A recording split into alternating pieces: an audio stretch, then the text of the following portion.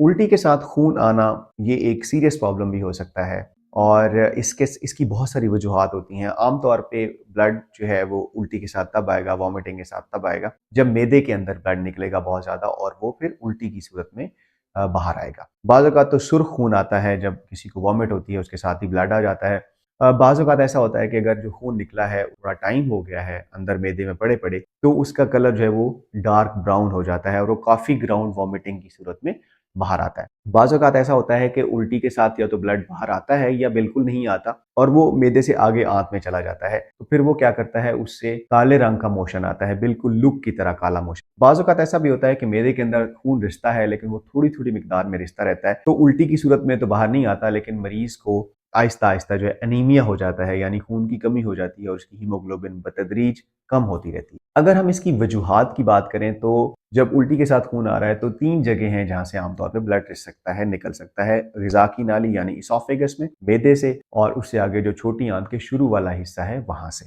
बहुत रेयरली क्या होता है कि अगर जिगर में या लबलबे में से ब्लड आ रहा है तो वो भी बाज़ औक़ात खून की उल्टी की सूरत में आ सकता है। अगर मैं वजूहात की बात करूँ तो अगर जो छोटी आंत को देखें हम तो उसमें जो सबसे अहम चीज़ हो सकती है वो हो सकती है उसका अल्सर। छोटी आंत के अंदर अल्सर बन सकता है, वहाँ पे छोटे-छोटे ज़ख्म बन सकते हैं। इसके साथ वहाँ पे अगर उसमें कार्सिनोमा है यानी कैंसर है तो वो भी इसकी जो है वो ब्लीडिंग की वजह बन सकता है, उसकी बाइस बन सकता है। और रेयरली अगर जो है वो जिगर में कोई मसला हुआ है उससे भी बहुत से कम चांसेस होते हैं, या लबलबे के अंदर मसला हुआ है तो वो भी छोटी आंत के अंदर उसकी नाली खुलती है तो वहाँ से ब्लड आएगा और वो भी बाज़ औक़ात उल्टी के साथ आ सकता है। मैदे के अंदर अगर हम बात करें तो सबसे कॉमन वजह जो है वो है मैदे का अल्सर, जो कि आम तौर पे 2 वजूहात की वजह से होता है, जिसमें एक हेलिकोबैक्टर पाइलोरी इन्फेक्शन है, एच पाइलोरी इन्फेक्शन, और दूसरा जो दर्द की दवाइयाँ हैं या एस्पिरिन है जिसका ज़्यादा इस्तेमाल जो है वो अल्सर का बाइस बन सकता है, मैदे में भी और आंत में भी। इसके बाद अगर हम देखें तो अल्सर के बाद जो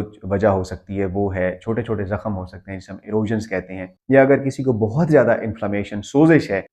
मैदे की, जिसे हम गैस्ट्राइटिस कहते हैं, उसकी वजह से भी बाज़ औक़ात जो है वो ज़ख्म अगर जो उसके साथ छोटे-छोटे ज़ख्म हो जाते हैं उसकी वजह से भी ब्लड आ सकता है। इसके बाद जो है वो अगर किसी को मैदे का कैंसर है या इस तरह की कोई रसौली है, पॉलिप है कोई, उससे भी जो है वो ब्लड आ सकता है। बाज़ औक़ात एक लिम्फोमा होता है किस्म का, वो भी मैदे के अंदर होता है, उसके साथ भी ब्लड जो है वो आ सकता है। जिगर के जो मरीज़ होते हैं उनके अंदर वेरिसेस बन जाती हैं, खून की नालियाँ फूल जाती हैं जो कि मैदे के अंदर भी हो सकती हैं, जिसे हम गैस्ट्रिक वेरिसेस कहते हैं। वो भी बहुत ज़्यादा यकदम जो है वो ब्लड लॉस उसके साथ होता है और उसके साथ भी बड़ी-बड़ी खून की उल्टियाँ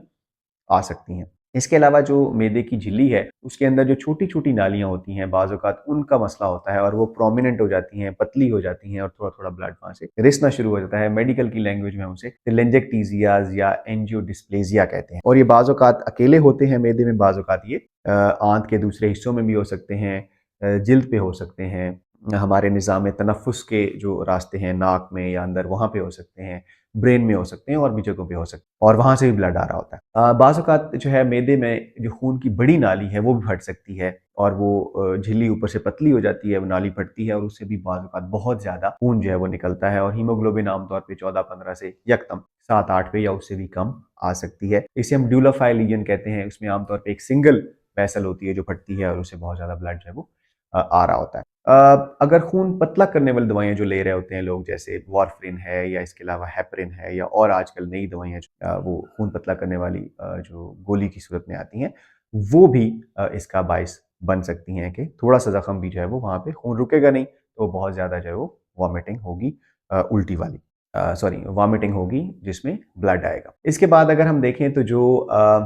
ग़िज़ा की नाली है, जिसे हम एसोफ़ेगस कहते हैं, इसमें सबसे बड़ी जो वजह है वो जिगर के मरीज़ों में खून की उल्टी की होती है, जिसे हम कहते हैं इसोफ़ेजियल वेरिसेस। उसमें खून की नालियाँ जो हैं वो प्रोमिनेंट हो जाती हैं, बड़ी हो जाती हैं ग़िज़ा की नाली में और वो प्रेशर ज़्यादा होता है तो फट जाती हैं, जिसके साथ मरीज़ अक्सर जो है वो खून की उल्टियों के साथ आते हैं। तो यहाँ पे एक बहुत अहम चीज़ ये है कि जब जिगर का मर्ज़ बढ़ रहा होता है तो आम तौर पे जब आप डॉक्टर के पास जाते हैं तो वो बताते हैं आपको कि हम पहले एंडोस्कोपी कर लेते हैं ताकि इन नालियों के ऊपर हम टाँके लगा दें या बैंड लगा दें, ताकि आप आने वाले वक़्त में उस उल्टी से और उस एक इमरजेंसी वाली कंडीशन से बच सकें। तो जिगर के मरीज़ों के लिए ये लाज़मी है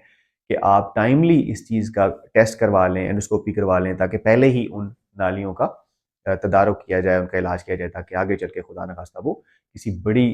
कॉम्प्लिकेशन पेचीदगी का बायस ना बने। क्योंकि खुदा न खास्ता अगर खून बहुत ज़्यादा निकलेगा, तो इंसानी जिस्म में इतना ज़्यादा खून नहीं होता, और अगर मेडिकल हेल्प ना मिल सके और ज़्यादा खून बह जाए खुदा न खास्ता, तो वो जानलेवा होता है। इसके बाद जो ग़िज़ा की नाली में और मसला हो सकता है, वो हो सकता है, जो कॉमनली देखा जाता है, वो है मैलरी बीस्ट टीयर, हम उसे कहते हैं। अगर किसी को उल्टी आ रही होती है, तो क्या होता है कि मैदे का जो मुँह है, ऊपर वाला जो ओपनिंग है, वो बहुत ज़्यादा तेज़ी से और ज़ोर से अंदर पुश होता है, ग़िज़ा की नाली जहाँ से शुरू हो रही है, और उसके अंदर छोटा-सा ज़ख़म हो जाता है, टीयर हो जाता है, और उसकी वजह से भी ब्लड जो है वो निकलना शुरू हो जाता है। और आम तौर पे उसमें सिनेरियो ये होता है कि 1 या 2 खून की सॉरी सिंपल उल्टियाँ आती हैं, और उसके बाद तीसरी चौथी में जो है वो खून आना शुरू हो जाता है। ये आम तौर पे देखा गया है। उसमें आम तौर पे ज़्यादा एंडोस्कोपी की ज़रूरत नहीं होती, वो यूजुअली खुद ही सेटल हो जाता है, लेकिन बाज़ औक़ात उसमें भी खून रोकने के लिए हमें ज़रूरत पड़ती है एंडोस्कोपी। फिर इसके बाद अगर हम देखें तो ग़िज़ा की नाली के अंदर जो है वो ज़ख़म हो सकते हैं, ख़ास तौर पे अल्सर हो सकते हैं, जो वायरल भी हो सकते हैं, बैक्टीरियल भी हो सकते हैं, फंगल भी हो सकते हैं, लेकिन बाज़ औक़ात जो लोग जिन्हें तेज़ाबियत का बहुत ज़्यादा मसला है, उनमें भी ये अल्सर हो सकते हैं, और उनके साथ भी ब्लड जो है वो आ सकता है। याद रखिए, जब भी खून की उल्टी होती है, उसके साथ जो है वो ब्लड लॉस होता है, उसको बाज़ औक़ात रोकने के लिए जो है वो एंडोस्कोपी की फ़ौरन ज़रूरत होती है, वरना एटलीस्ट 24 घंटे के अंदर-अंदर जो है वो एंडोस्कोपी होनी चाहिए, और उसके साथ जो है वो एंडोस्कोपी के साथ बहुत दफ़ा हम उसको आराम से ब्लड को रोक पाते हैं, ख़ास तौर पे अगर वेरिसेस हों, अगर अल्सर हो, या इसके अलावा भी जो चीज़ें हैं उसमें डिफरेंट मोडालिटीज़ होती हैं, जिनके ज़रिए हम जो है वो ब्लड रोकते हैं। तो अगर किसी को खुदा न खास्ता खून की उल्टी का मसला होता है, तो उसे चाहिए कि अपने मुस्तनद मेदा जिगर के जो स्पेशलिस्ट हैं उनको दिखाए, ताकि उसका मज़ीद जो है वो तशख़ीस और इलाज हो सके। अगर आपको ये वीडियो इन्फॉर्मेटिव लगी है, तो लाज़मी इसको लाइक कीजिएगा,